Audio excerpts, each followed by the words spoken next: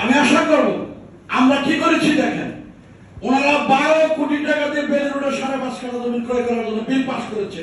জনগণের সরল মনকে ভুলুণ্ঠিত করে, প্রলোভিত করে 12 কোটি টাকা দিয়ে জমি কিনতে চেয়েছিল।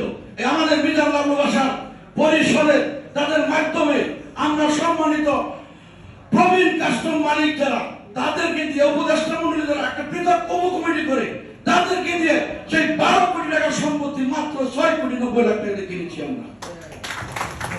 এখানে যারা ফারুক আলম যে জমিন বিক্রি করেছে তাকে বলেছিলাম 3 কোটি টাকা দিয়ে পেয়ারা আমার নামে আলাদা করবেন, 2 কোটি টাকা আলাদা করবেন, আর 7 কোটি টাকা আপনি পাবেন। জমিদারা সরাসরি খায়রুল বাসার তথা কার্যকরী পরিষদের সামনে জবানবন্দি দিয়েছে। আমরা সেই কথা রেকর্ড করেছি, ভিডিও করেছি। আগামী প্রজেক্ট কমিটিকে আপনারা চাইলে আমরা আপনাদের সম্পর্কে প্রকাশ করব।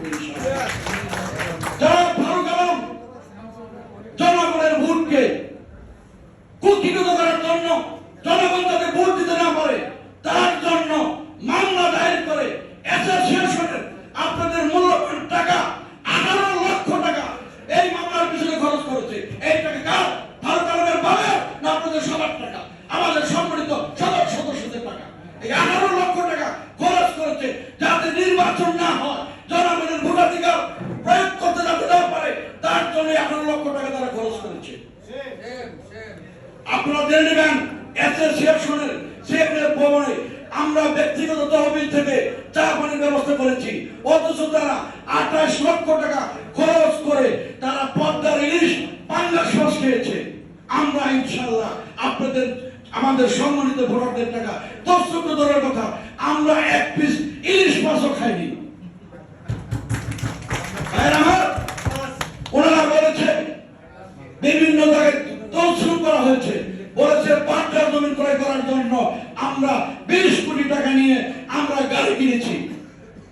আমি আপনাদের সকলের কাছে জানাতে চাই, মিজান লাবলু বাসার পরিষদের সকল সম্মানিত সদস্যবৃন্দ সবাই অর্থনৈতিকভাবে আপনাদের দোয়া, আল্লাহ পাকের অশেষ মেহেরবানিতে ম্যাক্সিমাম সদস্যের 1টা 2টা 3টা করে গাড়ি আগেই ছিল, এখনো আছে। আমরা পাট্টার জমি বিক্রি করি নাই। পাট্টার জমি আমরা সেখানে বহুতল বাণিজ্যিক ভবন নির্মাণের কাজ চলমান, উত্তরাখণ্ড বাণিজ্যিক ভবন করার জন্য জমি কিনেছি এবং বেলুড়ের জমি কিনেছি। এই 3টা ভবন নির্মাণ হলে আমার সম্মানিত সভাপতি, যিনি সারা বাংলাদেশের অহংকার, সততার অহংকার, যারা মিজানুর রহমান খায়রুল বাসার, তার নেতৃত্বে এই ভবনগুলো নির্মাণ হলে ইনশাআল্লাহ প্রত্যেকটা শেয়ারের মালিকের তাদের সচ্ছল অ্যাকাউন্টে 20 থেকে 25,000 প্রতি মাসে ইনশাআল্লাহ ঢুকবে। প্রিয় ভাই আমার, তাদের কথায় আপনাদের সরল মন অন্য পথে প্রলোভিত হয়েন না।